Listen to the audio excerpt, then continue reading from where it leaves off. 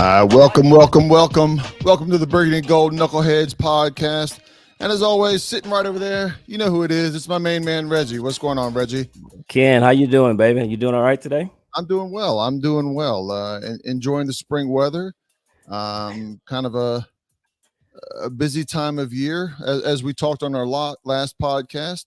But always excited to do another podcast. And today's going to be a special one. Absolutely, man. And of course, living here in Dallas, we pretty much go from winter to summer. We don't really have much of a spring here. So it's already 90 degrees. I was in New York just last week, and it was in the 40s. And tomorrow, I think it's going to be 90 degrees here. So welcome to Texas, as always. Yeah. But as you mentioned, Ken, we have a very, very, very special guest with us today, as we will be getting into some talks with the one and only Megan Imbert, and she will be talking with us about her time with the team, and of course the release the report mantra that is out there, and of course all of this that led to what I'm going to call the sale of the team. So Megan, welcome. Thank you for having me. I'm excited to be here. And I'm also in Texas learning that there is no spring. It is hot. Yes. It goes straight to summer. Yeah, it goes from 60, 68, and you're like, I'm starting to enjoy this. Bam, 90 degrees. Yeah. And with the humidity, by the way. Oh, yeah.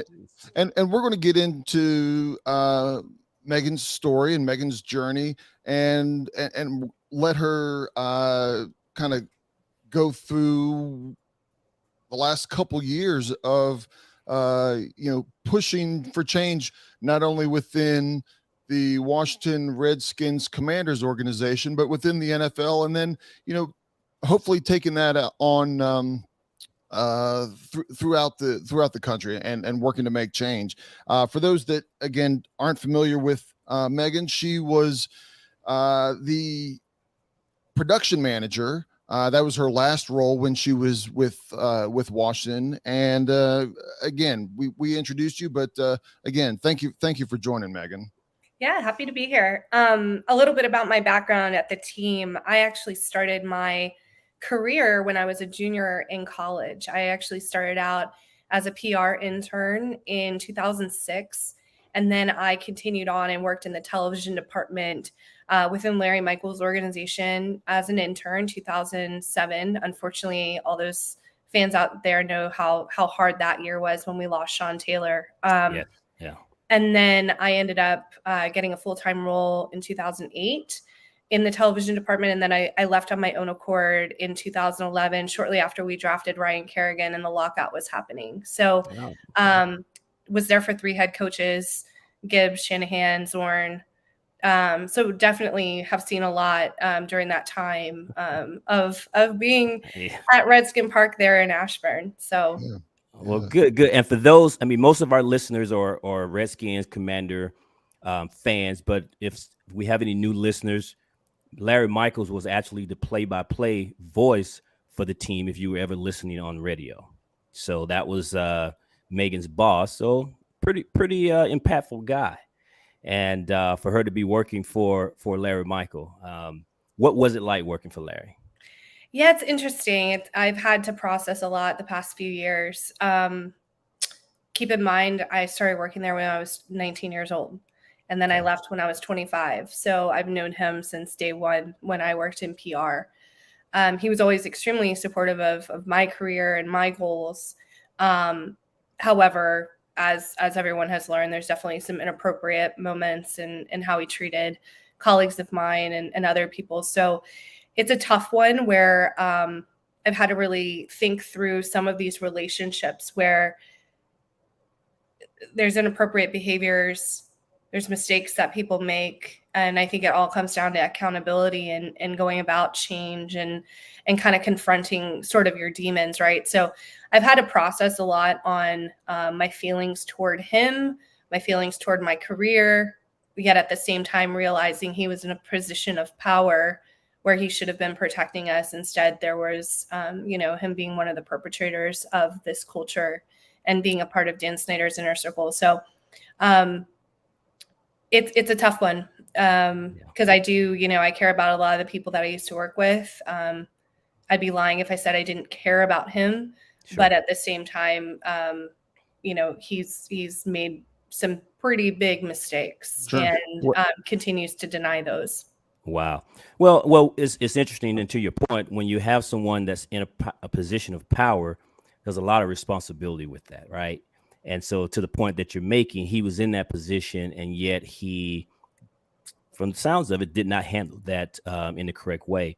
As a fan, and of course, as we mentioned here, being in Dallas, everything we get from the team is always internet or social media and those types of things. And I remember when the dominoes began to fall and you start hearing about all these people were leaving, Ken and I was calling each other, and it's like something is going on. I mean, for Larry Michaels to just abruptly resign, and there were some other people that I didn't know that was within the organization that we knew was part of the upper management. These people were leaving, and it's like something is going on. 100%. Right before the first July 2020 article came out that Larry was exposed in, it was a couple days before that published that abruptly he had resigned. And like you, I thought that's not normal. This man would do this job from his deathbed is what I had always thought. And and I knew, so the Washington Post had been trying to reach out to me. I think it was 2 to 3 years. I need to go back and look at like original messages from like Will Hobson. And I mean, they're reporters, they're investigative journalists. They have ways of trying to track you down. And I remember like, no, I don't want to talk about my time at the team. And then that first article where Emily Applegate was on the cover, I'll never forget. I had a visceral reaction because I was like, well, I knew it was scratching the surface of what I knew about. But I was like, this is, the can popped off. Like, this is not going to go away. I knew at that moment, well, I have to come forward with my experiences and what I know. But at the time, I wanted to do that anonymously. And it was really within the next 48 hours, I had talked to a couple of my former colleagues within the production department and really trusting my own intuition from back when I was like a 20-year-old intern and saw some things. And I just started to ask questions. And 2 people now, Tom Kirchable and Brad Baker, they know about it now, but neither of them knew I was texting both of them at the same time. Wow. As to whether or not they were aware of or had any involvement in the production of explicit videos around the cheerleaders. And within minutes, they both responded with yes. I mean, I was just in my apartment, just tears were flowing. And at that moment, it was like, nope, I'm putting my name to this. It was so much bigger than me at that point. And I haven't looked back since. Wow. So well, let me say this, Ken, before you ask your question.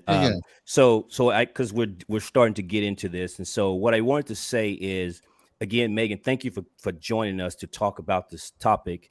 And what I wanted to kind of say publicly here to everybody is a few weeks ago, we all got the big news that Dan Snyder had agreed in principle to sell the team. And if anyone is on social media, you knew social media went crazy. All the fans are excited. People started buying tickets again.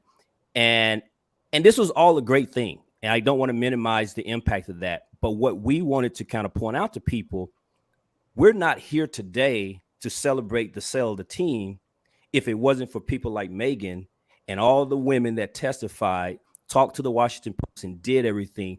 You guys were the catalyst for all of this that brought us to where we are today to celebrate that. And so that's why we wanted to have you on, because we don't want this to be lost. It's easy to celebrate the sale, but why did we get there? How did we get there? It took women like yourself putting yourselves out there to be mocked, to be ridiculed, whatever it is, because we know social media can be cruel, but it took you guys years and years to get us to where we are today that we can celebrate that. So thank you again for joining us on this podcast.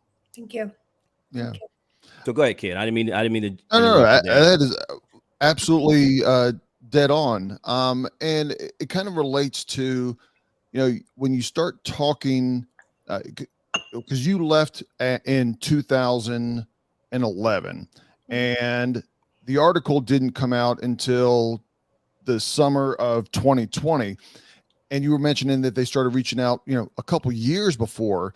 It goes to show you the length and depth of this investigation. So before you started, talking to the reporters and you started finding out more information, clearly from your own experience, you knew that there was things going on at Redskins Park. Did you have a sense? I mean, did you have a sense of the level it was compared to when the story broke? And now you might have seen all these other stories out there that you didn't even know existed, or did you know that the culture was all the way across the board at the time? I knew how pervasive the culture was across the board and for many years. I think what you're touching on too is interesting because there were a lot of beat reporters I now know and having conversations. It's interesting because when I was a PR intern, a lot of these local beat reporters now are on national channels and such. So the timing, and it was kind of serendipitous when it was like all of a sudden the press hitting and it's like, oh, hey, how are you doing? It's like I was like a 19-year-old intern when I met them. Mm-hmm. I knew how bad things were. There were obviously some stories and things that I think, if anything, it provided some validation of, oh, wow, they went through that too. Or then there's a level of guilt as well of, hey, man, if I had done something more. But what I'd love listeners to understand, if they don't know this already, we really didn't have an avenue to escalate. Right. And the leaders that were in charge of us, a lot of them part of Dan Snyder's inner circle, it would have been us losing our jobs. We know that now with retaliation that some people did lose their job if they escalated or they tried to do the right thing. We didn't have HR. We didn't have the proper protocols in place. So I think it's a really tough situation because a lot of the criticism we received is, why would you have stayed in that environment? Why would you have put up with that or whatnot? And unfortunately, it just shows how this type of environment is kind of pervasive throughout sports and entertainment, which we're learning as more and more workplaces, as people get more courageous, are willing to come forward. But there is that level of people that are going to remain silent. To this day, there's people that want to come forward, but they're scared to. They either took money, had an NDA. Rightfully so, there might be risks that they're not willing to compromise on. So it's a really tough, not really like a black and white type of situation. It's a little bit more complex. So when I saw the article, I thought, okay, like I knew it was scratching the surface. I actually then reached out to Emily Applegate out of concern for her and hoping that she had a lawyer. And I didn't know her. We never worked together. Ironically enough, we learned that we were like living in the same apartment complex in Austin and had never known each other. Wow. So talk about timing, right? And that's when we ended up calling around different law offices, and Lisa Banks, Deborah Katz, their firm was investigating whether or not they were going to participate and be a part of that. And if you look up that firm, they represented clients against Harvey Weinstein. They also represented Dr. Carolyn Ford during the Judge Kavanaugh Supreme Court hearing.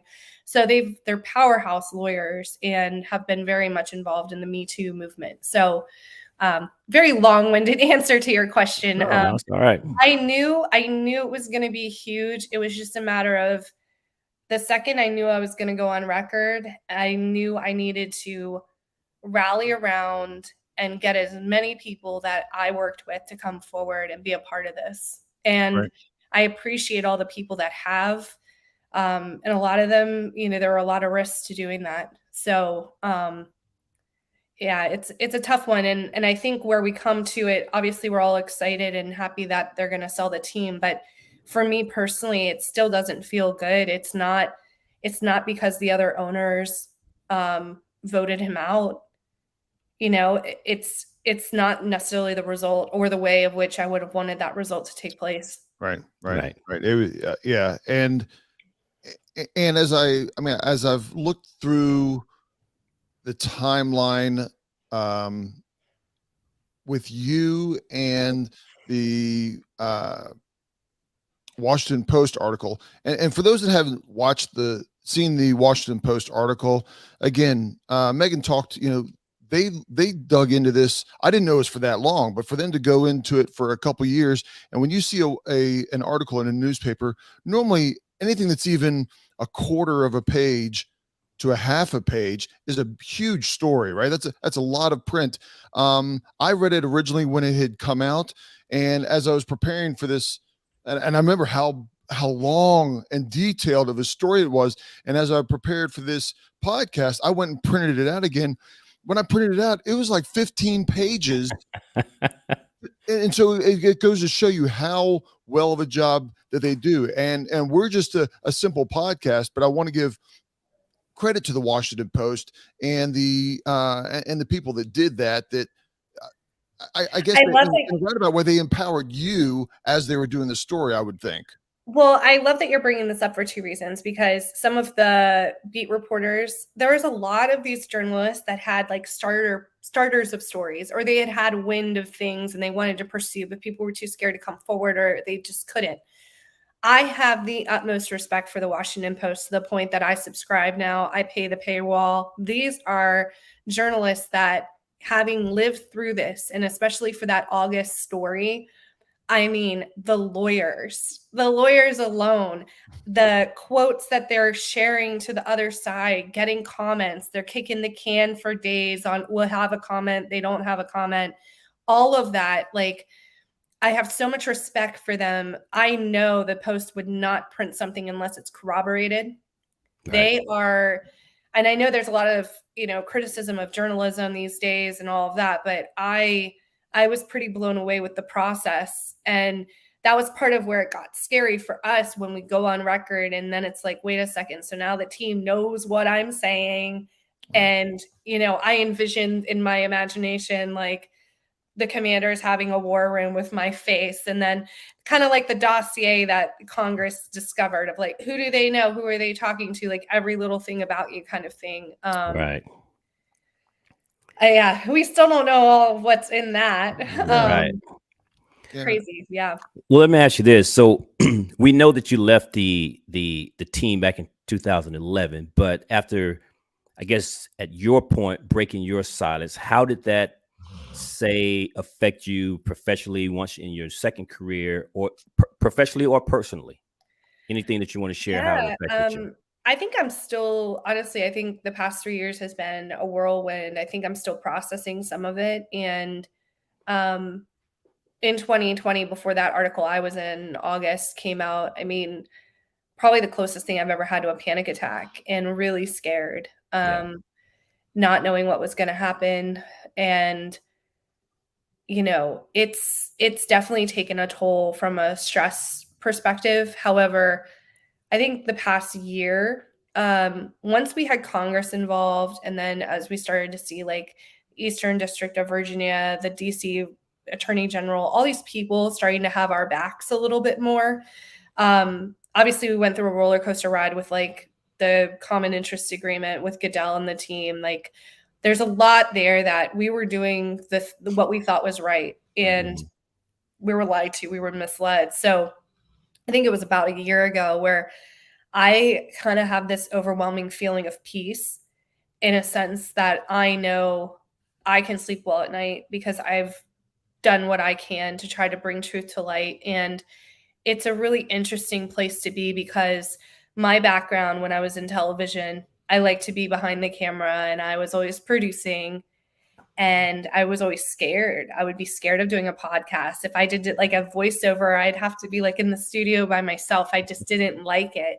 Right. And so this voice, this mission, it's like I reunited with myself and my voice. And because of all the people that can't speak up, it's kind of channeled that. So I think it's actually a really cool situation where I wanted to be the investigative journalist. I completely reinvented myself in the tech world, which is a great industry to be in, and then come full circle. All of a sudden, we're a part of this story, and then, the press and all the stuff that's come along with it. So I think it's one of those things where I'm like, wow, like being a lesson in resiliency, courage, reinventing yourself, and also realizing these situations don't define me, don't define the other women. These are Right. things that happened to us, and we can decide how we want to react, how we want to hopefully inspire and be a part of change. So I think it's all in how we respond to it. So personally, I think it's been a battle with like some anxiety here and there. But I think professionally, especially as a people manager and a leader in the tech world, it's been really interesting because I really feel like I'm leading with authenticity. I'm not scared to, if anyone asks me about the situation, I'm not scared to talk about it. Right.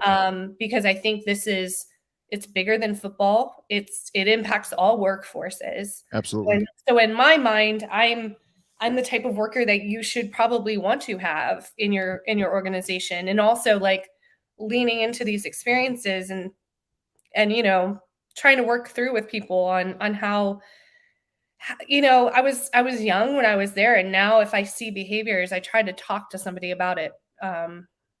But that Yeah. also takes courage, right? So Yeah. Absolutely. Absolutely. And you kind of touched on it, and I wanted to kind of discuss, because we talked about leading up to the Washington Post article, and that comes out, and at that point there's a spotlight on you, right? Something that you're not used to, and so there's this wave that I'm sure you're not used to.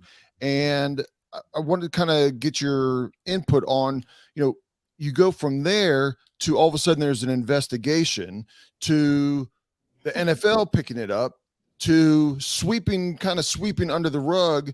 Then all of a sudden Congress gets involved, and so there's these highs and lows, and then that comes out, and then all of a sudden now the DC district. So I mean, your boat is going with the tides high and low through this whole process, and I just wanted to kind of, does that make you more resilient, or your experiences through all that?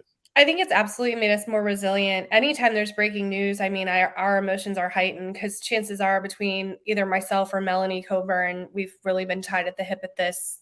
One of us is usually doing an interview, or both of us or something. So it's kind of, we can't predict when those stories were breaking, but we were ready for it. And frankly, that's what we signed up for. Like, I was not going to deny an interview to keep the story out there and generate exposure.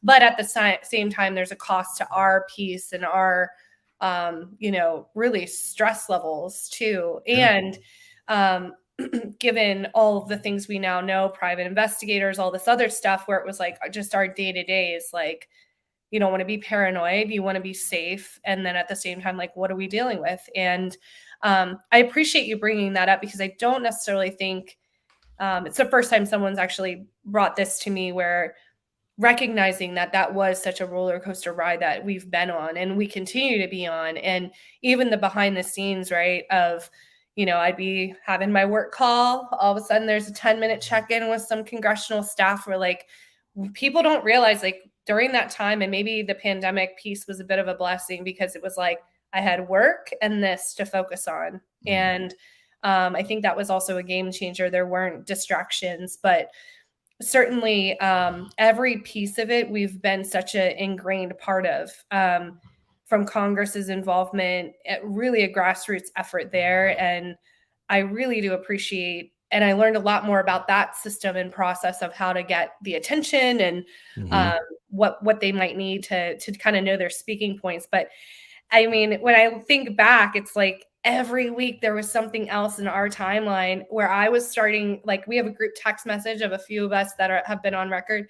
I would start to bullet point out, like, here are the talking points. Like, these are the things that we need to make sure people realize. This is why it's important. This is the next step. So it was kind of crazy, but at the same time, tapping into the former experiences of doing PR and TV, it was like, well, you're coaching each other, right? You're coaching each other through this. I mean, supporting and coaching each other through this to reach your end goal. Well, let me ask this question. I don't know if it's appropriate or too personal for you, but before we knew your name, I shouldn't assume, but I'm gonna ask you, I guess, did your employer know you and where you had come from, and then once your name got out there, because now you're certainly not a distraction, but now certainly your coworkers know what you're involved in that people may not have known before.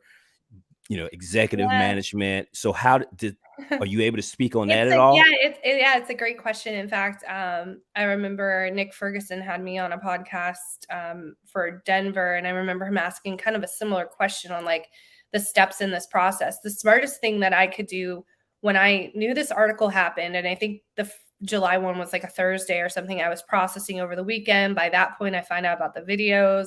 I'm figuring out that like the Katz firm's my law firm, talking to them on like a Friday night. Mm-hmm. When I realized like, okay, I'm going to participate in some capacity here, I immediately got on the phone with my HR department. I talked to them first so that was on record, that they knew what I was doing, blah, blah, blah. What steps do I need to take? I then talked to, at the company I was at. So this is a couple companies ago. I've had a really great experience the past few years, actually, of like where I've landed. But I talked to the head of our PR. I also talked to, of course, my management team, and I was open, answer any questions that they have, but it was not really me. And I don't want to sound arrogant saying this, but I know me, and I was busting at the seams. Like I was participating in this. I wasn't really asking. If I'm going to be true with me and my values, I have to do this. Right. And so that was one of those decisions that was scary. And am I going to be supported? And so you were more so letting them know as opposed to asking permission. I was informing them. I went to HR first, get it on record. And is there going to be an issue? Do we see this? This could be an issue. I think overwhelmingly, I had a really great support system where they were more or less like, how are you doing? Are you okay? And even managing people, like them now knowing like your boss is going through this. And, I have an international team, and some people pay attention to these kinds of issues really acutely. So overwhelmingly, it was positive response. Good. I started a new company in December, and a few people, they're Washington fans, they were like, wait a second, then they connect the dots. But I haven't really like blasted it or shared too much. But I do share on LinkedIn because I do think in order for me to be my true authentic self, this is now a part of my story. And yes, absolutely. Depending on, obviously there could be boundaries around it, how many podcasts I'd want to participate in or whatnot. But I see these issues as so much bigger than me. So there could be one person listening to this podcast that could change their entire trajectory and make a different decision. Or maybe they're treating someone inappropriately and they're having a gotcha moment of like, actually, that's not right. Yeah. So I've leaned into it, but it was a little scary where it was like, I'm not really asking.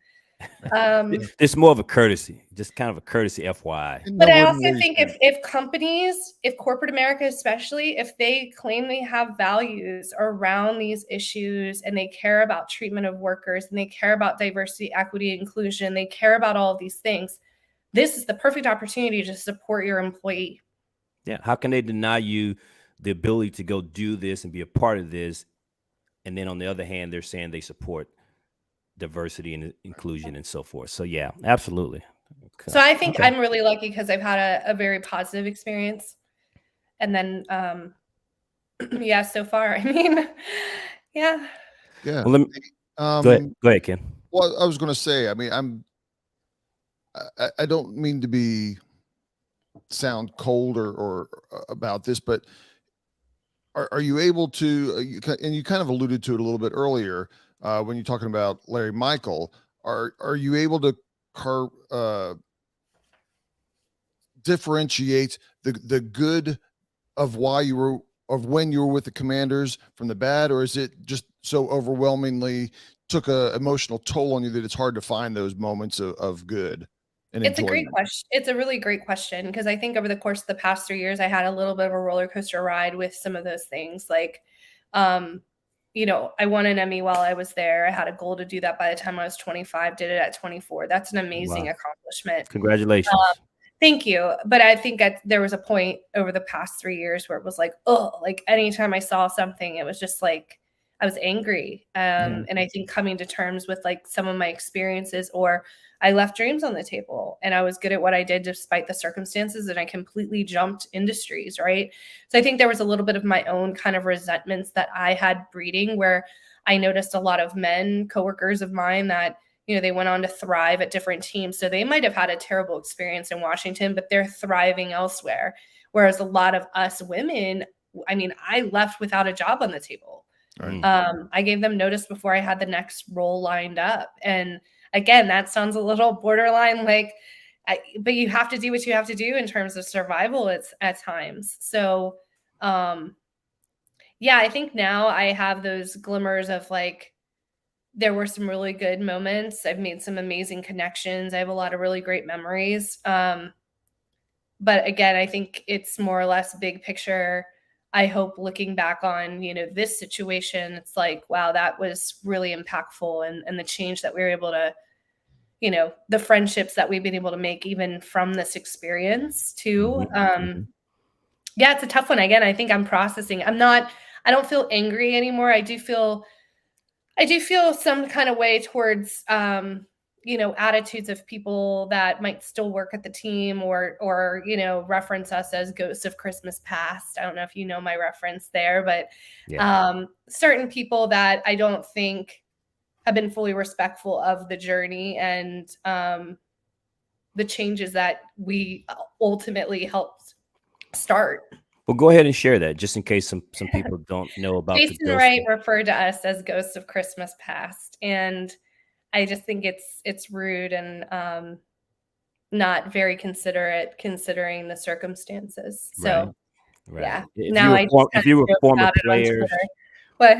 If you were former players, or, you know, something of that nature, former regime, coaching staff, that would be one thing. But to not quite be as sensitive to what this topic is about, and then to call you guys, you ladies, you know, ghost of Christmas past, was kind of dismissive. And I don't really know Jason, again, from the team and from all the negative press that we as fans have gone through, and for Jason to come in and to do some things, I actually thought he was a breath of fresh air.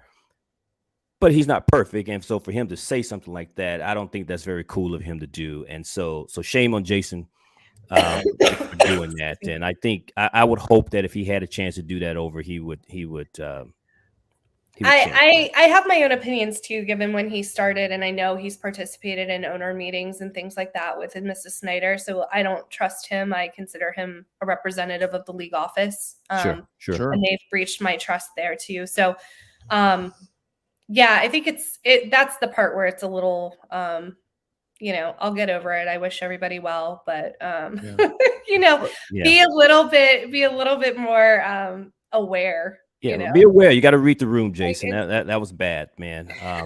But along those lines, let me ask you that: were there any relationships that you lost as a result of you speaking out and coming out about this? And if you did, would you still do it, I guess?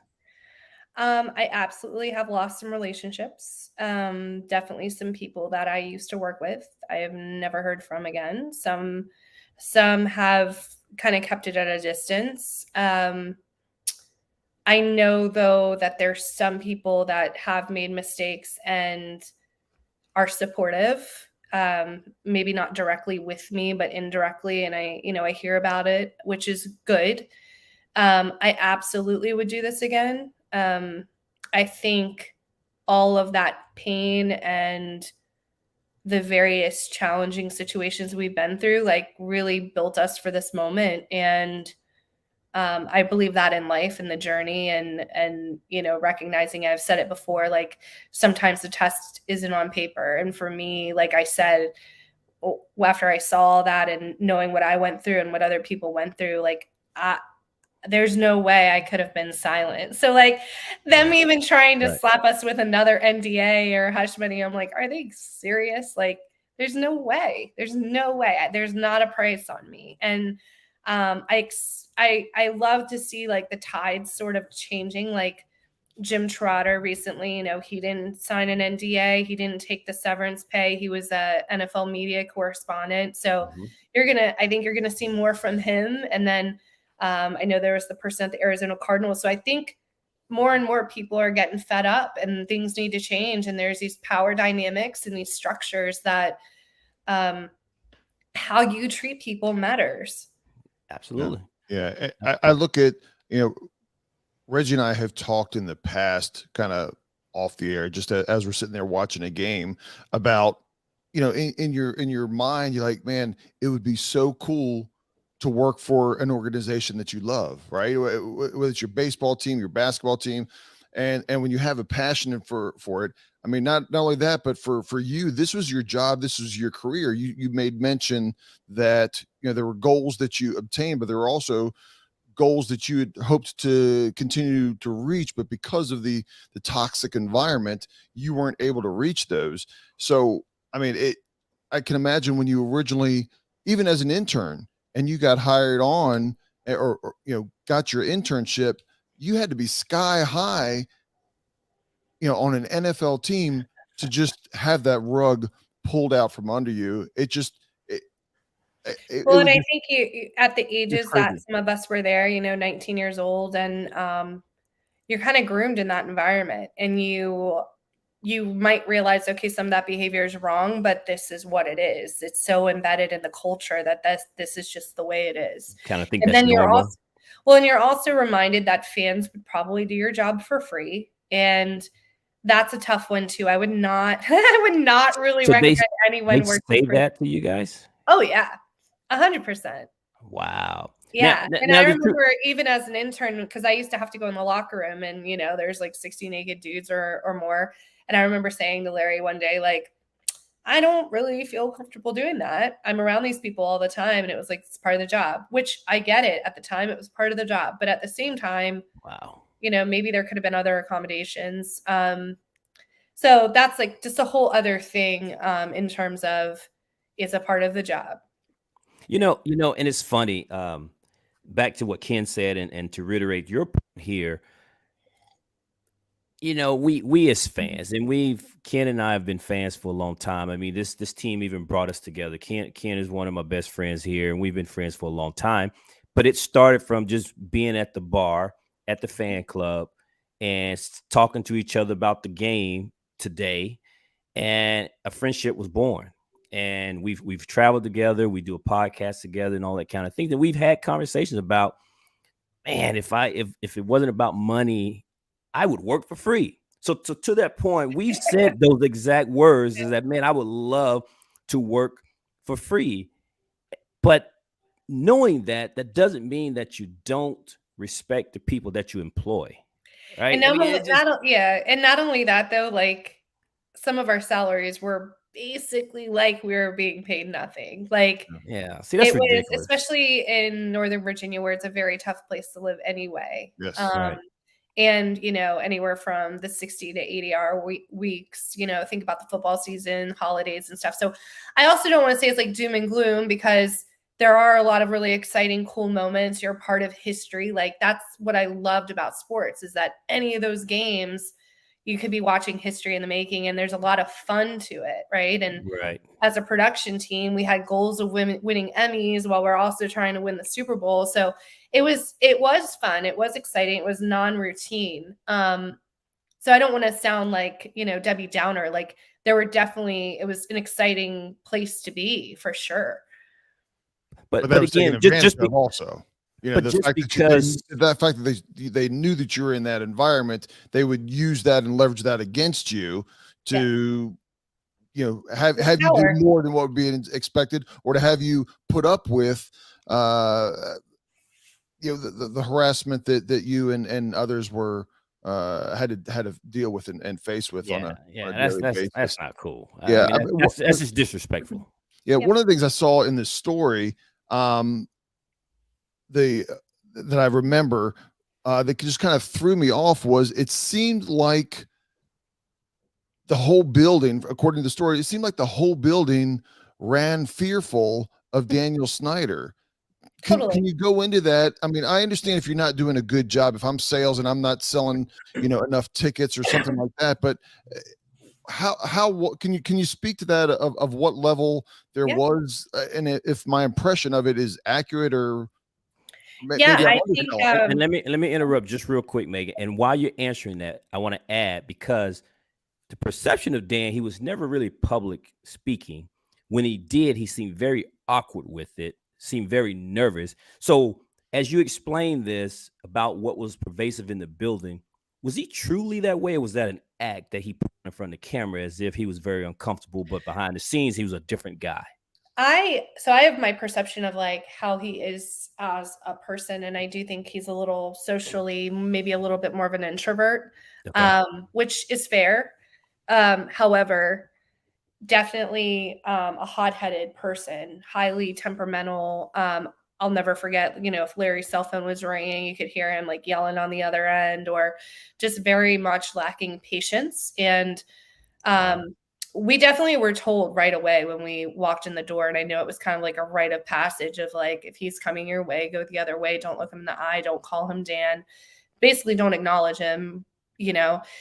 And I think there's this level of like kind of unpredictability. I've heard rumors of like certain people getting fired for different things, just kind of at a whim. Or so I think it was more or less like, for your best interest, just go the other way. And you'll hear other players, like I heard Fred Smoot on a podcast recently where he was like kind of talking up about Dan, but it's like the experience of some of those players, especially if you were like Portis or someone that's, Dan was a fan. He is a Right. fanboy. That's right. Of course, he was like different with them.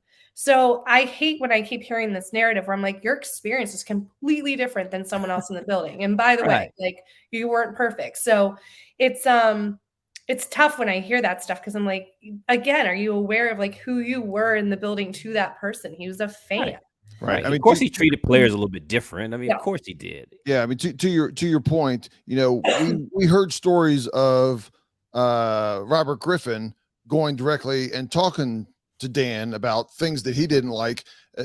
Clearly, there was no avenue for you to go in and talk to Dan about anything that you didn't like. So no, and there would be times where we'd have to drop something off in his office, but it's like you saw if his executive assistant was there, and you're in and you're out. Yeah. There's no lingering anywhere, for sure. No small talk with Dan, huh? So it was truly ruling with fear, huh? Yeah. Wow. Yeah. And I mean, at the same time, like as a student of life and, psychology and stuff, I could see where, I try to see different perspectives. Like if you're a billionaire, like, do you keep a small circle? Like, do you keep people at a distance anyway? Like, I realize money can change people, power changes people. But at the same time, it's basic psychology principles of the better you treat people, the better they're going to work for you. Right. The better product you're going to have. Yes, absolutely. Yeah. So it's some common sense stuff that, even throughout this whole process, there's been reports, we've apologized and all that stuff. They've never apologized. There's been no apology. There's been no accountability. And I think that's part of where this kind of stinks. It's like, okay, he's going to sell this team and then profit billions of dollars. Mm-hmm. So my hope is that he uses that money to better himself and literally do the work as a human being. I know, Reggie, you're like, no, I have to believe. And like Melanie, she prays for him. And I'm like, that's amazing. That just shows the caliber of the people involved here, where it's like, she prays for this man. Yeah. And I'm sitting here like, you know what? I hope you get some intense therapy. And like, that would be the ultimate comeback. Imagine what you could do with that amount of money, good in the world. Yeah. Like that's what I would hope. That would be amazing. I don't know Jeff Bezos. I don't know Jeff Bezos personally, because he could be kind of the same type of tyrant for all I know. But at least the public perception is he's very generous with his money. We wanted Mackenzie Scott. We wanted his ex-wife to get the team because she is generous. She's very generous as well. How amazing would that be? A female owner that's just She is very generous. And so, as been a fan of this team for so many years, and Dan Snyder, I hate to say it, but I don't see that guy having any type of introspective with himself and deciding he wants to do something good and pay the fan base back for ruining the team, the organization, all the negative publicity. Now Dan's going to take his money and he's going to go. And it sucks, but that's what I think he's going to do. And he needs to be prayed for. I can't say I'm going to be one of the ones praying for him, but he probably needs to be prayed for. I definitely don't wish anybody any ill will, but it's again, there's this great responsibility and this power that could come and so much good that money could be used for. Yeah. Oh, absolutely. And to know that Dan was a fan of the team, and I think as part of the fan base, to know that he was a fan of the team and has drugged the team through all of this, I think is what also doesn't sit well with a lot of fans. He wasn't just some. It was a selfish decision to keep the team. If you're really a fan, then maybe you do something different or remove. Absolutely. And when it comes down to, and I'm not, this isn't breaking news, but his legacy is a horrible job on both sides, right? He did a horrible job on the field, putting together teams, putting together, what was on the field, but he also had a horrible culture behind the scenes of the people that ran the organization part of it. And, it is utter failure on both sides. And that's going to be his legacy. He can look at his legacy in the bank account, but from publicly, no matter which way you sit looking at this organization, it's more than time. Long gone past time for him to go, no matter how you look at this team. Dan would never get a statue. His name would never go in the Ring of Honor. I mean, all the things that he probably dreamed of when he owned this team, he would get none of it. Right. Anytime his name is associated with this team, the fan base was not going to have any of it. Right. He will never be revered and honored like the Cooks family or any other family that is owned, the Mara family for the Giants, the Hunt family for the Chiefs. The Snyder family will never be revered with this fan base ever. And that is probably the one thing that will probably get to him to some extent, Megan, and because he is a fan. And to know that he will be hated by this fan base forever is gotta dig to him a little bit. A part of me wonders if you saw what was it, Old Ox with the By Dan beer that came out right after the sale. I don't know if y'all saw that. Yeah. I'm like, I really wonder if that got to him, because it's like that's gotta sting too. Like, I have no doubt he's seen some of this stuff, and I gotta believe, because he is a fan, that this stuff, some of it gets to him, regardless of the $6 billion that he's gonna get. Something as simple as the fact that he won't be in the Ring of Honor, he won't be remembered by the fan base. I gotta believe that's gonna bother Dan. Yeah, you're part of that. You're part of that. I mean, while you were there, you were part of helping the Snyder Castle come crumbling down, but you weren't there working for the organization as it is falling down. And I imagine as all these allegations and everything come along, Tanya Snyder, I would think, would be very uncomfortable with a lot of these stories that are coming out. Any indication from your perspective of how she handled these situations, or is she always on the outside compared to? I absolutely believe that she's very aware of who she married and had been in that building as well. Also, she did do that Adam Schefter podcast where it was very much, it was very much she's a victim. Can't believe these stories are coming out, had to put down the paper, it felt like questioning the validity of it, and also just how much these stories have hurt her and her family. And then after that, she's not done any press. Right. Interesting. Right. Yeah. But yet it hurt her and her family, but her family member is the reason all of this stuff is out there. And so she didn't want to speak on that, I assume. No, I think that was the only time that she spoke. But my opinion is she was definitely in the building. She knows who she married. Yeah. And so let me ask you this along those lines then. She had the the women of Washington thing. Mhm. And I don't know if you know her very well at all, but do you think that was what's the word I'm looking for here? Was it real? I guess I think so. I you think think so. And she was very excited and passionate about like the Think Pink initiative and Mhm. the female clothing line because she was in fashion as a profession. So I've had positive interactions with her. So I think that she genuinely enjoyed when they were giving back and doing those things. Okay. I think Okay. it's just, it's a little bit another one of those more complicated situations. Because Well, the I ir- would my assumption, and obviously I don't know this factually, but from my interaction with her and when the stories would have came out, I would have bet money that she would have wanted to sell 2 years ago and just get out of it. The Mhm. reputation for her family, they have Absolutely. kids, I'm sure that's been tough for them as well. Like, you know, but then again, I don't know what it's like being a billionaire child either. So, Yeah. like, Right. I Right. don't know. But I'm a compassionate person where I can't help but think about how folks might respond. I would have thought she probably would have wanted to get out of that situation. And Well, just, I would assume that what she said in terms of it affecting her family was probably true, but you have to see both sides of it, though. It is a byproduct of what your husband is doing, and his actions alone is also affecting her yeah. family. And And there so, was also never any sense of compassion toward any of us and what we went through, or right, I'm mortified that this happened. It was, yeah, we were so hands off, which was not the case. wow, yeah. Go ahead, Ken.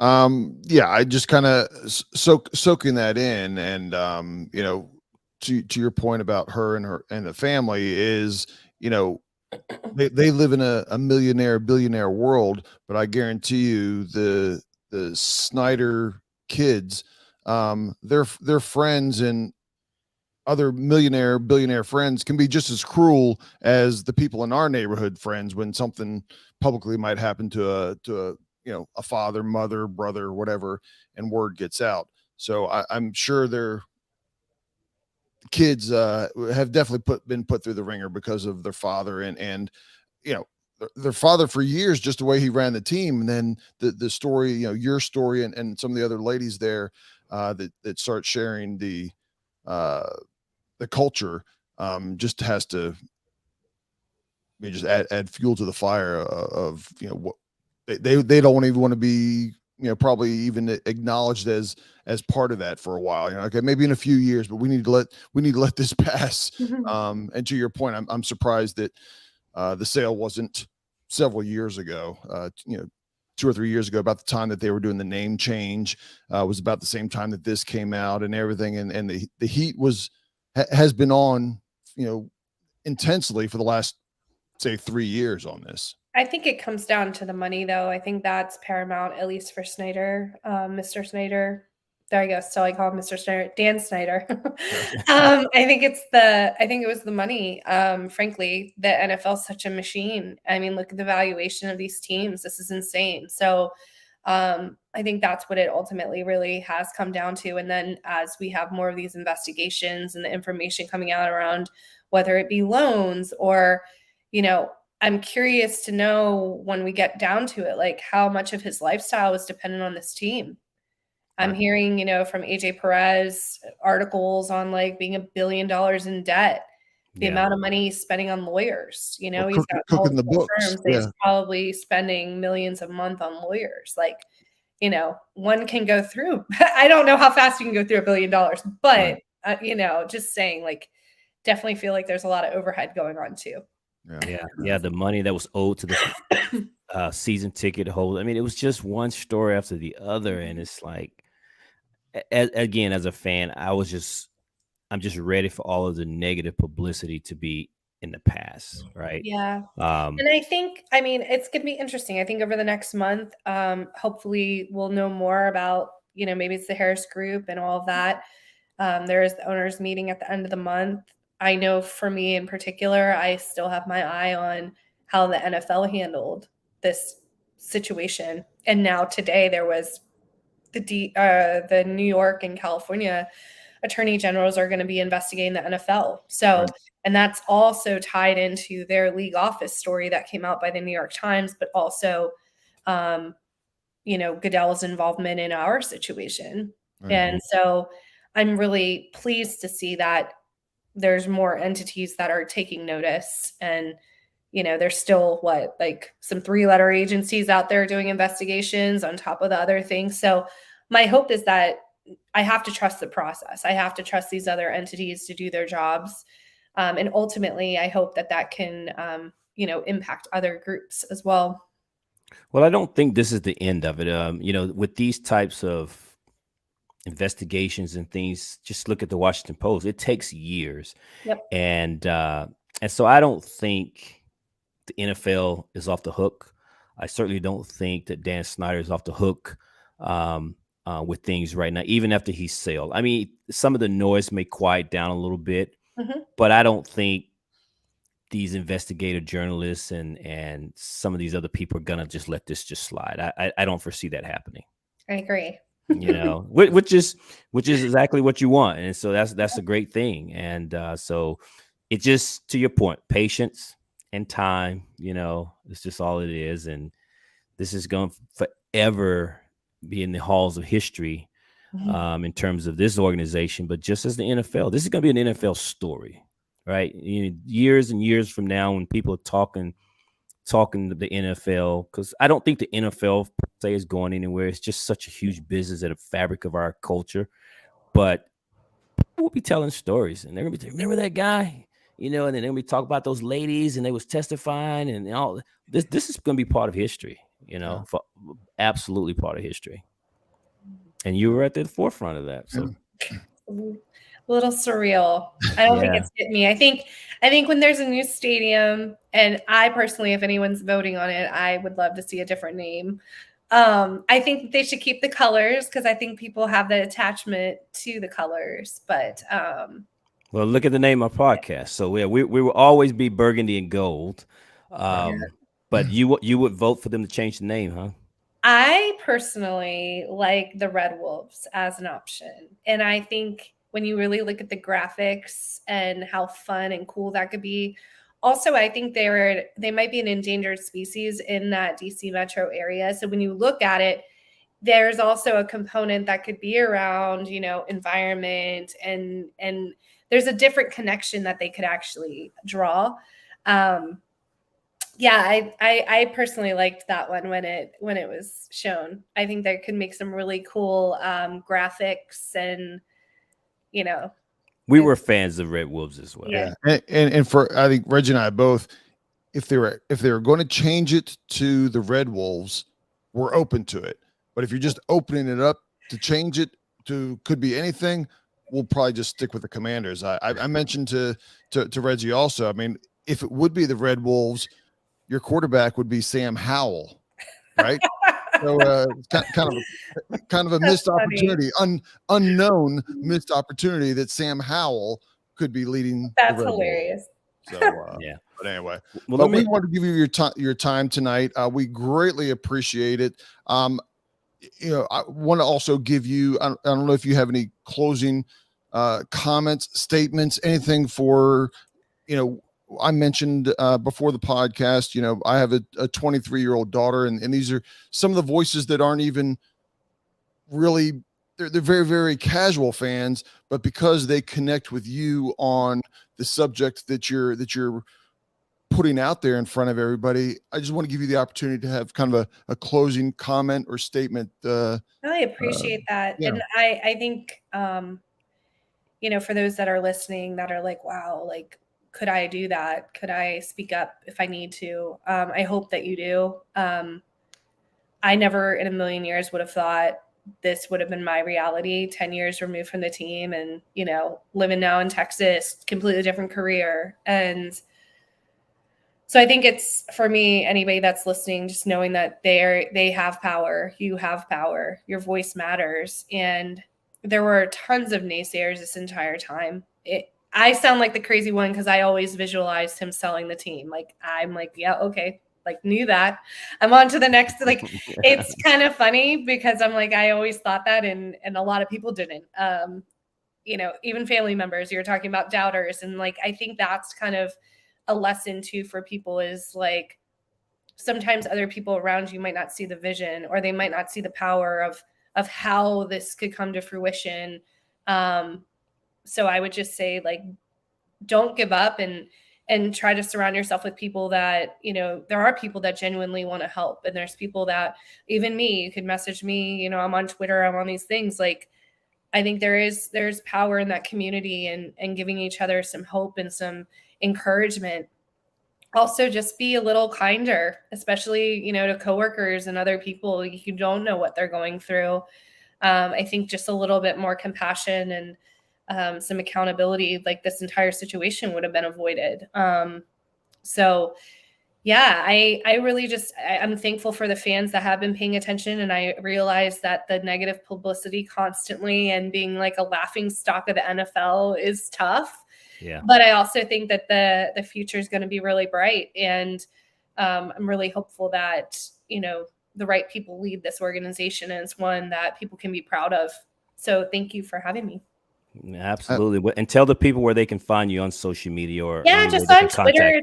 On Twitter, it's just my name, Megan Imbert, MEGANIMBERT. That's probably the easiest one. And then, of course, the Release the Report hashtag is still live and well, considering we still haven't seen where's Mary Jo White's report. You know, like, we're still waiting, and we're not going away, to your point earlier. And I think that's the piece that, if people are learning from this, is I think we've been underestimated the entire time. We weren't going away. We weren't going to be quiet. We weren't going to be scared into silence. And we're still not going away after he sells the team. So, yeah, just follow me there. And we appreciate the support. And hopefully one day I can, like, have a beer with everybody, and maybe it's the Washington Red Wolves. That'd be fun. Yeah. Absolutely. And when we drop the podcast, this is going live right now on YouTube, but we will we put this out on, you know, Apple Podcast and all the other ones. And when we drop this on Twitter, we will tag you with it to give everybody an opportunity to follow her and follow her journey. As you know, she's had a lot of success through this, but clearly, if you've listened to Megan, she's not done. She's going to keep on marching forward. And, you know, we'd like to support her and let those that want to help support her follow her on this journey. So awesome. Absolutely. And we obviously follow you on social media as well. And if you ever make your way up to the Dallas area, it's not far, especially during the season, absolutely come and find us. And we definitely have a beer. Are we going to Jerry Dome? I try not to. That would be an experience. We could wear some Release the Report shirts. It'd be interesting how many Cowboy fans, you know, they might know what's going on. I don't know. It'd be an interesting experiment. Well, they don't want to release their own report, right? They got their own. That's true too.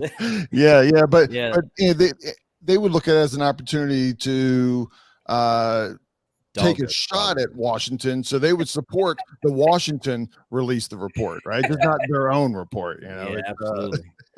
Absolutely. I bet you some teams are probably a little nervous now that the ownership's about to change and things are happening. So. And just what you mentioned today, also with other teams getting involved with the, you know, out in New York and California, stepping up. In Arizona as well. Yeah, this I guarantee you, there's some people that were very, very comfortable a year ago that are now going, okay, we need to right this ship if we have something going on here, and clean up, and hopefully this passes over us. I have no doubt people are doing the inventory, because I think what you guys have done and what people have seen is happening in Washington, it would not surprise me, is bubbling at the surface in some of these other organizations. People are thinking maybe this is what we should do. It's probably giving them a little more comfortability to go out and do some of the same thing. And people starting to look in house. I have no doubt. I've never been in an NFL office. We've also shared advice now, whether or not they read it or took it, to the NFL on what they could do differently. And I personally believe there has to be a third-party entity for these investigations, where I don't believe the NFL to be an unbiased party. And keep in mind, some people work at teams, they work for the league office, they're friends, they know. So I think that there's a lot that could be done that, could really rectify the fact that if things have to change. But I agree. I think more people are kind of on watch, and I think also like HR training, there's basic things that they could have done right. And there's people that have lost their jobs and their lives have changed where simply I think proper training would have completely changed their outcome as well. And so was it true that there was, set the record straight, there was one HR person for the entire organization? For a period of years we had a huge layoff that happened, and I want to say it was around 2008, 2009, maybe I'm wrong. But at that point there was one of the admin office assistants ended up being the HR person. Yeah. Wow. But which is also where I've tried to encourage everyone to come forward, because I didn't think they really had good record keeping skills for these different NDAs and things. Yeah. Right, Wow. right. That's crazy. Yeah. Wow. Well, again, thank you again, Megan. Anytime. We certainly appreciate this. And again, our objective here was to kind of show the spotlight as we celebrate the potential sale of the team, and spotlight you guys for what you guys did and your actions, which were the catalyst to where we are today, that where we can be happy and celebrating the change in ownership.